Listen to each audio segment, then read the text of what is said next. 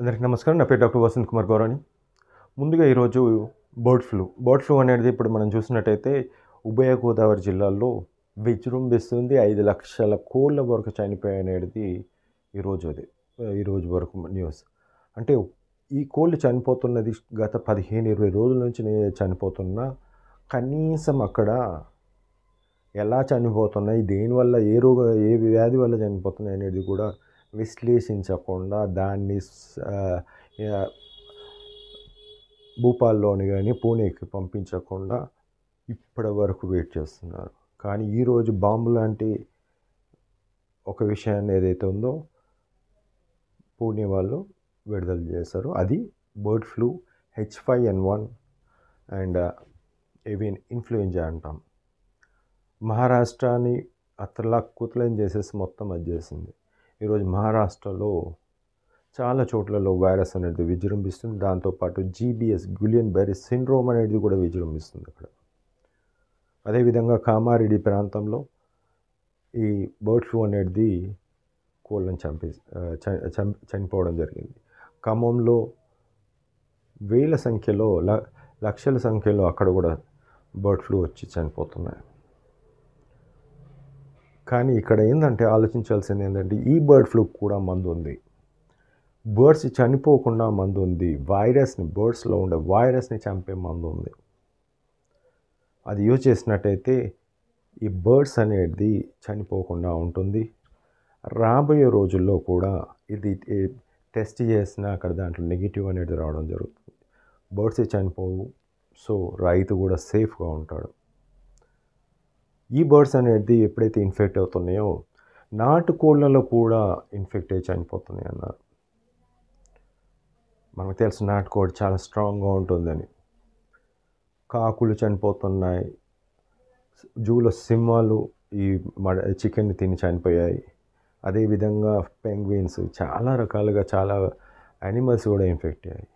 ముఖ్యంగా ఈ bird flu ఏదైతే ఉందో H5N1 ఇప్పుడైతే ఉందో రాష్ట్రంలో తెలుగు రాష్ట్రాల్లో విజృంభిస్తుందో అవన్నీ కూడా ఈ బర్డ్ ఫ్లూ ఏదైతే ఆవులల్లో బఫెలో కూడా గేదెలలో కూడా ఇన్ఫెక్ట్ అవుతుంది. ఇంతకుముందు ఒక స్ట్రెయిన్ ఉండే, ఇప్పుడు రెండో స్ట్రెయిన్ కూడా రావడం జరిగింది.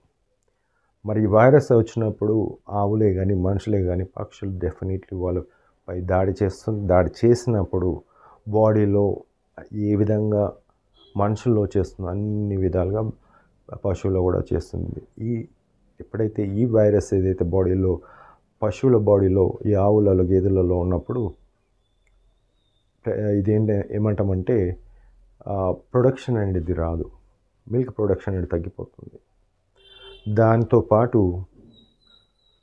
దానికి పిల్లలు పుట్టకపోవడము అలాంటి సమస్య కూడా రావచ్చు. రెండవది, ఈ పచ్చి పాలు తాగినట్టయితే మనుషులకు కూడా రావచ్చు. లేకుంటే ఆ పచ్చి పాలు వేరే పశువులకు ఇచ్చిన ఆ పశువులు కూడా చనిపోయే ప్రమాదం ఉంది. అందుకే ఈరోజు అమెరికా అంతా కూడా అతలాకుతలమైంది. అక్కడ విజృంభిస్తుంది బర్డ్ ఫ్లూ. కోళ్ళు అనేది లేవు అక్కడ. అన్ని ఫార్మ్స్ అని కూడా క్లోజ్ చేయడం జరిగింది. ఎన్ని రోజుల వరకు క్లోజ్ చేస్తారనేది దేవుడికి తెలుసు. అక్కడ ఒక్క గుడ్డు కాస్ట్ 80 రూపాయలు. ఒక్క గుడ్డు కాస్ట్, డజన్ కాదు, ఒక్క గుడ్డు కాస్ట్ 80 రూపాయలు. ఇప్పుడు మొన్న ఒక 10 లక్షల గుడ్లు అక్కడ 10 నిమిషాల్లో సేల్ అయిపోయాయి. అంటే ఆలోచించవచ్చు మనం ఏ విధంగా అమెరికాలో కూడా అంత అక్కడ సైన్స్ అనుకుంటూ చెప్పుకునే వాళ్ళ దగ్గర కూడా ఒక మందు లేదు, ఒక వ్యాక్సిన్ లేదు అని చెప్పేసి రావడం జరిగింది. ఈరోజు వ్యాక్సిన్ వచ్చినాయని కూడా ఈ మరణాలు నుంచి కాపాడలేవు. ఎందుకంటే ఆల్రెడీ వాళ్ళు వ్యాక్సిన్ అనేది ఈ ఇన్ఫ్లుయెంజా H5N1కి డెవలప్ చేశారు, కానీ ఫలితం రాలేదు. రాబోయే రోజుల్లో ఇది ఒకటే మెడిసిన్ బర్డ్స్ని కాపాడుతుంది, రైతులను కాపాడుతుంది, చిరు వ్యాపారులు ఏదైతే గుడ్డు మీద బతికేటోళ్ళు వాళ్ళది కూడా కాపాడుతుంది. ఇక చికెన్ తింటూ చాలామంది రెస్టారెంట్లో కానీ, ఫాస్ట్ ఫుడ్ సెంటర్లో కానీ, హోటల్స్లో కానీ, ఇంకా మిగతా ఇతర ప్లేస్లో బిర్యానీ ప్యాంట్లు అని అమ్ముకుంటూ ఉన్న వాళ్ళందరికీ కూడా ఇది సేఫ్ సైడ్గా బయటపడవచ్చు. దయచేసి ఈ వీడియోని కూడా అందరికి షేర్ చేయండి. స్పెషల్లీ ఆ రైతులకు షేర్ చేసే విధంగా చూడండి. సో దట్ మీరు ఒక్కరి ప్రాణాలు కాదు, చాలా వేల లక్షల కోట్ల కుటుంబాలు ఈ చికెన్ పోల్ట్రీ ఫామ్ మీద ఆధారపడిన వాళ్ళందరూ కూడా కాపాడిన వాళ్ళు అవుతారు. Thank you.